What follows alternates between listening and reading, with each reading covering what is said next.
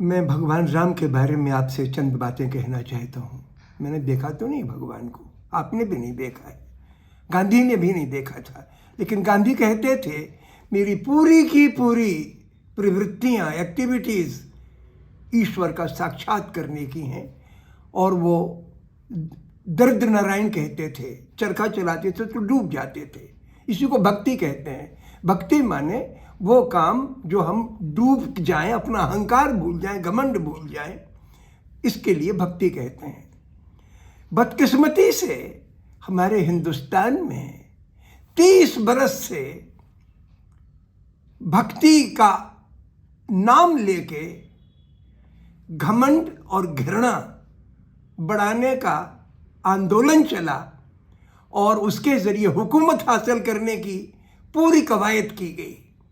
और उसके पीछे हिंदुस्तान का वो वर्ग जो गरीब आदमियों की मेहनत का शोषण करके खरबपति बनता है, उसके शोषण में इजाफा होता चले और उस पर कोई आंच ना आ जाए, इसके लिए इसका इस्तेमाल किया गया। और अगर इसमें हम बहकर साझीदार बन गए, भागीदार बन गए, तो हम भक्ति नहीं करेंगे, पाप करेंगे। भगवान राम ने रावण को मारने के लिए जब वो लंका गए, लड़ाई हुई, तो रावण यज्ञ करने लगा। भगवान राम ने अपने साथियों को भेजा, अंगद को भेजा, हनुमान को भेजा और तमाम लोगों को भेजा कि जाओ उसके यज्ञ को का विध्वंस करो, रोको उसको, क्योंकि बुरी नीयत से किया गया कोई भी काम इंसान को मिट्टी में मिलाता है और समाज को दुख पहुंचाता है। अयोध्या का ये जो मंदिर बना है, इसमें आम आदमी की भागीदारी नहीं है। ये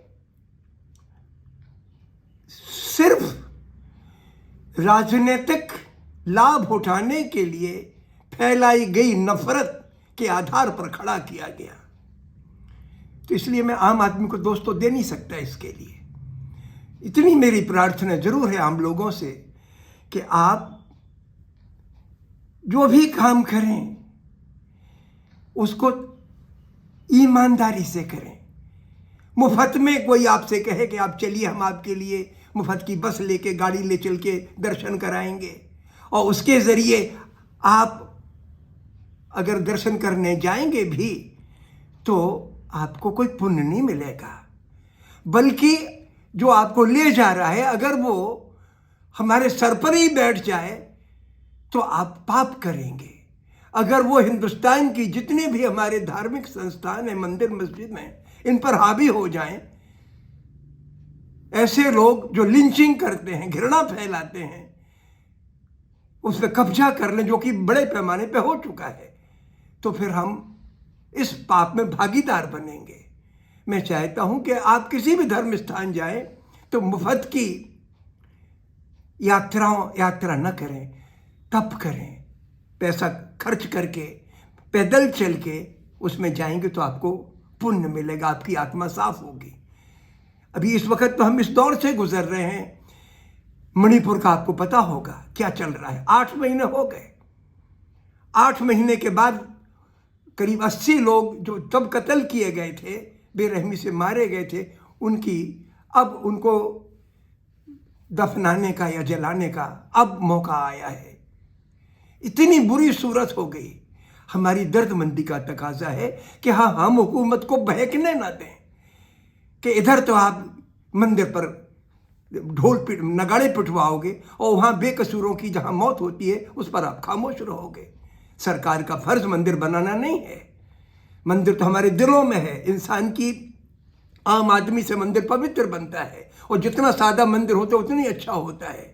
ये तो घृणा और हुकूमत हासिल करने की गरज, इससे आप जो भी हुकूमत करती है, ये काम बहुत ही गलत होता है। अंतर्राष्ट्रीय स्तर पर भी जंगें चल रही हैं, यूक्रेन की लड़ाई चल रही है, फिलिस्तीन में गाजा पट्टी पर तबाही मची हुई है। हम इंसान हैं, हम धरती के पैमाने के इंसान हैं। भगवान ने अपन को जो आत्मा दी है वो हमें सबसे जोड़ती है। इस धरती पर किसी भी आदमी पर, लड़के लड़की पर जुल्म होता है तो हमारी आत्मा पर जुल्म होता है। ये हमें एहसास, यही चीज को भक्ति कहते हैं। मैं चाहता हूं कि आप भक्त बने, अपने गांव में सामूहिक प्रार्थना करें, आसपास में कोई भी एक सादा तीर्थ स्थान हो उसके दर्शन करें। संत रविदास ने कहा है ना, मन चंगा तो कटौती में गंगा। और कबीर तो कह गए, सांच बराबर तप नहीं, झूठ बराबर पाप। तो हमारे लिए सच्चे बनने की जरूरत है। इस वक्त मुझे डर है कि वही जुनून फिर पैदा ना हो जाए जो 1989 से लेकर 1992 तक चला। मैं तमाम मुल्क में घूमा, उस जमाने में कितने लोग कत्ल किए गए। भागलपुर से दंगा शुरू हुआ जिसमें 1000 लोग मारे गए, लगभग 50 हिंदू और 950 मुसलमान, एंड सो ऑन। उसी के बाद फिर आतंकवाद की घटनाएं चालू हो गई हिंदुस्तान में, लिंचिंग का काम चालू हो गया। अरे भाई, हम इसकी पुनरावृत्ति ना करें। जिन लोगों ने ये गलतियां की हैं, हम उनके साथ उसको और आगे बढ़ाने का काम ना करें। इतना अगर हम करेंगे, संभल के काम करेंगे, तो हम सच्चे भक्त बनेंगे, सच्चे इंसान बनेंगे। जिस शख्स के अंदर इंसानियत ना हो, भक्त नहीं बन सकता। एक बात मुझे राजनीतिक नेताओं से कहनी है। अभी एक जबरदस्त चाल चली गई, राजनीतिक पार्टी के नेताओं को दावत दी गई कि आप जो उद्घाटन होगा अयोध्या मंदिर का, उसके उद्घाटन में शरीक हो। ये चाल है। अगर कोई संत कहता, कोई भक्त कहता, तो सर के बल आप जाते, जरूर जाते। लेकिन ये तो बड़ी कैलकुलेटेड ट्रैप आपके लिए खड़ा किया गया है।